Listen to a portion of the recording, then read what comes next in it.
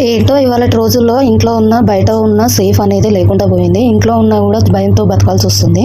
ఇంతకీ ఏమైందంటే ఇంట్లో పాలు అయిపోయాయి. సో పాలు కాగబెడదామని ఈవినింగ్ టైంలో గ్యాస్ ఆన్ చేద్దామని చూస్తే గ్యాస్ అస్సలు ఆన్ అవ్వట్లేదు. పెద్ద సిలిండర్ ఎగ్లీటర్ గట్టిగా పట్టేసింది. సో ఎంత ఆన్ చేసినా ఆన్ అవ్వట్లేదు. సో భయం వేసి ఇంకా మా వారికి కాల్ చేస్తే సరే అది రాకపోయింది విరగొడుతాము అని చెప్పి చిన్నది ఆన్ చేసుకోమని చెప్తే చిన్నది ఆన్ చేసి చూస్తే అది మంట పైనుంచి ఆన్ చేస్తే కింద సైడ్ నుంచి కూడా మంట వచ్చేసింది. అది కనిపిస్తుంది కదా అట్లా.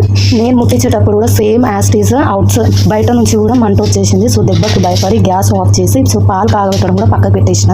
ఇట్లాంటప్పుడే కదా మైండ్లో ఏవేవో పిచ్చి పిచ్చి ఆలోచనలు వస్తాయి ఏదైతుందో అని చెప్పేసి. ఇంట్లో ఉన్న ఈ టైంలో ఏం జరుగుతుందో చెప్పలేము కదా. అయినా సరే ఇంట్లో ఉండి మొండిగా బతుకుతున్నామంటే అది మన ఆడవాళ్ళమే అని చెప్పుకోవాలి. ఇంకా మా బావ కాల్ చేస్తే వచ్చేసి మొత్తం రెండింటిని సెట్ చేసేసాడు. సెట్ చేసిన తర్వాత కూడా దాన్ని ముట్టియాలంటే కొద్దిసేపటి వరకు భయం ఉంటుండే. కానీ ఏం చేస్తాం, భయపడుతూ ఉంటే బతకలేం కదా. ఈ రోజుల్లో మొండిగా వెండాల్సిందే. ఇంకా మొత్తానికైతే వీడియో నచ్చితే లైక్ చేసి సబ్స్క్రైబ్ చేయండి. బాయ్.